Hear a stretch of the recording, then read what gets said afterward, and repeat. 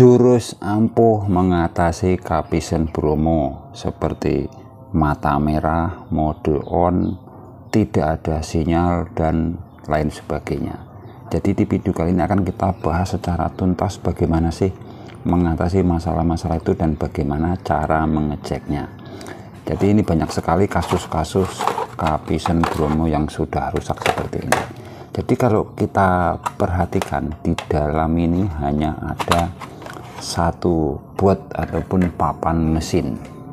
Nah, jadi sebelum kita memastikan di mana kerusakannya, kita pelajari dulu sistem kerjanya dan juga analisa tegangannya. Yang mana pertama kali dari 12 volt ini masuk ke soket ini. Nah, di sini di dalam ini terkoneksi sama yang namanya IC. Ini 12 volt dari sini masuk ke IC S4786. Nih yang sangat kecil sekali ini. Ini nanti dikecilkan menggunakan IC ini dari 12 volt menuju ini akan timbul 5 volt. Ngeceknya di ini di lilitan ini ada LP20. LP20 ini adalah 5 volt. Kemudian 5 volt ini dikecilkan lagi, ini menggunakan IC yang sangat kecil ini. Ini adalah S108BP menjadi 3,3 volt dan ngukurnya di LP21. Nah, 3,3 volt ini menyuplai IC memori. Makanya timbul di sini mata merah. Nah, jadi jika di sini ada dan memori sudah bekerja, ini pasti di sini timbul mata merah. Lanjut setelah 3,3 volt dikecilkan lagi menggunakan ini IC ini. Ini adalah AMS 117. Ini tegangannya 1,7 volt sampai 1,8 volt. Ini fungsinya menyuplai IC utama. Kemudian dikecilkan lagi di sini menggunakan IC S108BP, sama ini IC-nya dengan ini, dan ini akan timbul tegangan 1,1 di LP14. Ini tegangan ini juga menyuplai di sini. Jadi dari 3,3 volt ini zong, di sini ada 3,3, kemudian di sini 1,8 dan 1,1-nya hilang, maka akan menjadi mata merah. Tetapi ada juga yang model mata merah tetapi di sini tegangannya ini ada 1,8 juga dengan 1,1 ini ada, dan memori juga ada, tapi di sini mata merah. Ini kerusakannya adalah di IC memori.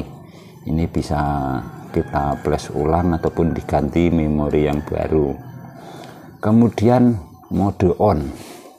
Kalau mode on di sini hanya sampai on dan tidak mau jalan, dan kita ukur di sini 5 voltnya oke, 3,3-nya volt oke, 1,8 oke, 1,1 oke.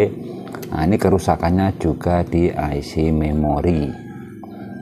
Nah, jadi sebelum memastikannya kerusakannya di mana, pastikan tegangan ini ada.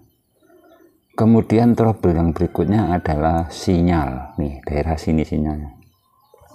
Sinyalnya ini mengambil tegangan langsung 12 volt dari soket ini, akan masuk menuju LP16 di sini.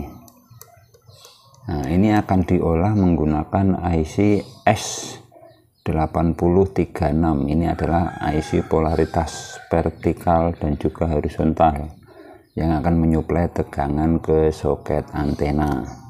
Jadi jika ini trouble ataupun konslet ataupun short, habis kena petir ataupun sejenisnya, maka si receiver ini bisa kedip-kedip ataupun mati total. Karena kenapa 12 voltnya di sini juga ikut drop, karena di sini konslet. Jadi rata-rata ini dilepas dulu, dan kita lihat jika dia nyala normal, indikator normal, nomor-nomor normal, cuman intinya tidak ada siaran, berarti kerusakan di IC polaritasnya ini. Nah, jadi garis besarnya seperti itu.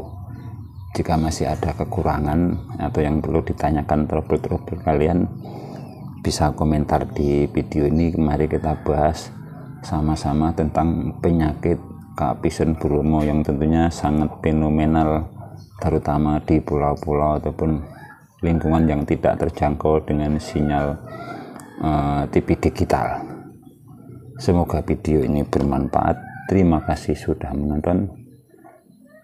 Sampai jumpa video-video kami selanjutnya.